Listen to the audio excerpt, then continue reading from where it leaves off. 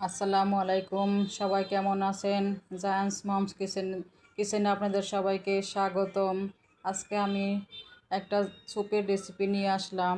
Instant soup ঝটপট হয়ে যাওয়ার জন্য আমি প্রথমে একটা কড়াই নিয়েছি।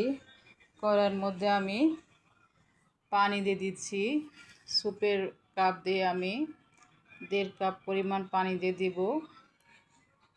1 প্যাকেট স্যুপ আমি এখানে দিব, এর জন্য 1.5 কাপ দিলাম। আমি একটু পাতলা করে করব, যেহেতু জায়ান খাবে।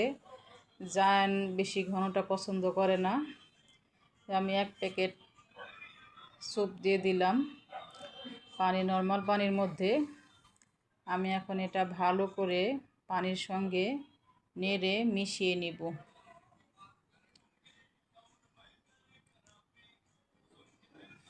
প্রথমে ভালো করে মিশিয়ে নিতে হবে স্যুপটাকে।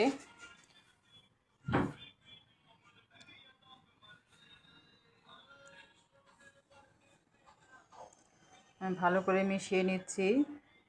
ভালো করে মিশানো হলে তারপরে চুলাটাকে অন করে দিতে হবে।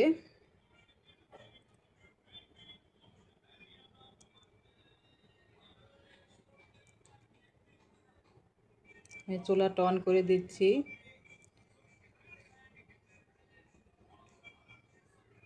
আবার আমি এটাকে স্যুপটাকে নেড়ে দিচ্ছি। খুব বেশি সময় লাগে না, অল্প সময়ের মধ্যে স্যুপটা হয়ে যায়। আমি এদিকে একটা ডিম ভেঙে ডিমটাকে ভালো মতো ফেটে নিব স্যুপের মধ্যে দেওয়ার জন্য। এখন ডিমটা ফেটে আমি এখানে ভালো করে ডিমটা ফেটে নিচ্ছি, ফেটে এখানে রেখে দিব।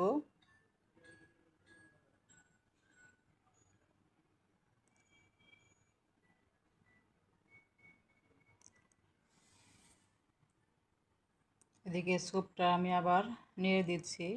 স্যুপটাকে অনবরত নেড়ে চেড়ে নিতে হবে। আপনারা এখানে যদি 1 প্যাকেট স্যুপ দিয়ে যদি কয়েকজনকে দিতে চান, তাহলে এর মধ্যে কর্নফ্লাওয়ার অ্যাড করে দিতে পারেন এবং এর মধ্যে কিছু ভেজিটেবলস দিতে পারেন। চিকেন দিতে পারেন, চিকেন কুচি করে দেওয়া যায় ছোটো ছোটো টুকরো করে, আর চিংড়ি মাছ দেওয়া যায়, বা গাজর দেওয়া যায়।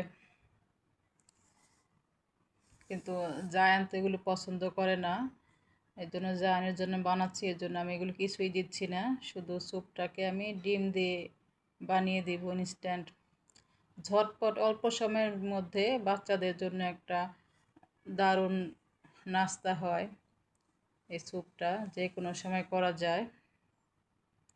স্যুপটাকে আমি ভালো মতো অনবরত নেড়ে চেড়ে নিচ্ছি যাতে নিচে লেগে না যায়।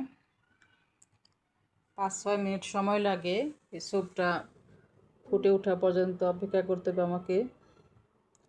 স্যুপটা ফুটে উঠলে খুব বেশি সময় লাগে না, অল্প সময়টা ঘন হয়ে আসে।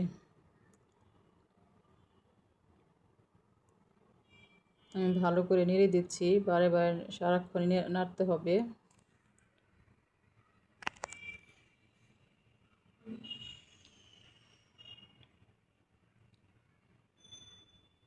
জায়ান যেহেতু স্পেশাল চাইল্ড, ওর সব কিছু খেতে পছন্দ করে না,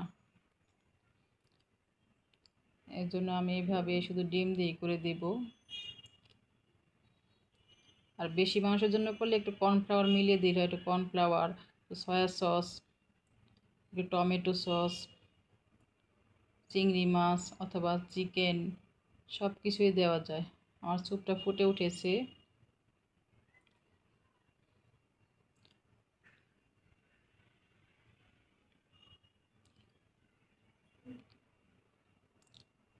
ভালো করে নেড়ে দিতে হবে।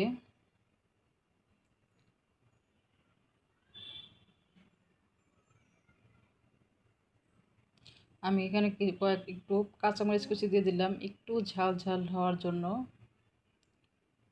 তার এক্সট্রা আর বেশি কিছু দিতে হয় না, এমনিতেও খাওয়া যায়, ডিম ছাড়াও খাওয়া যায়।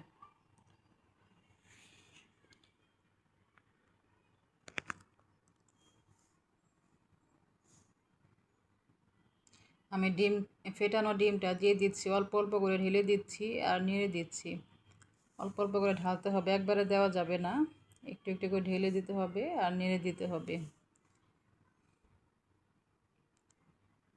এবং ডিম দিয়ে খুব বেশি রান্না করার প্রয়োজন নাই, তাহলে ডিমটা শক্ত শক্ত হয়ে যায়। সফট রাখার জন্য আমি একটু এটা স্যুপটা আবার ফুটে ওঠা পর্যন্ত অপেক্ষা করব। ফুটে উঠলেই আমার স্যুপটা হয়ে যাবে।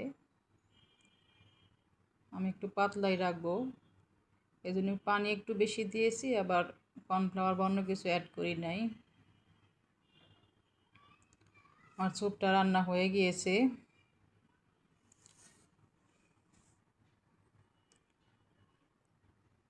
দারুণ মজার একটা স্যুপ এটা,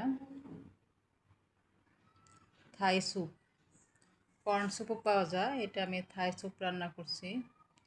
স্যুপ রান্নাটা হয়ে গিয়েছে, আমি কাপে ঢেলে নিচ্ছি স্যুপের পেয়ালায়। এই যে ঠিক এরকম ঘনত্ব রেখেছি আমি, আপনারা যে বেশি ঘনও রাখতে পারেন। দারুণ মজার একটা থাই স্যুপ, অল্প সময় হয়ে গেল। বাচ্চাদের জন্য খুব অল্প সময়ে দারুণ একটা নাস্তা। আপনারা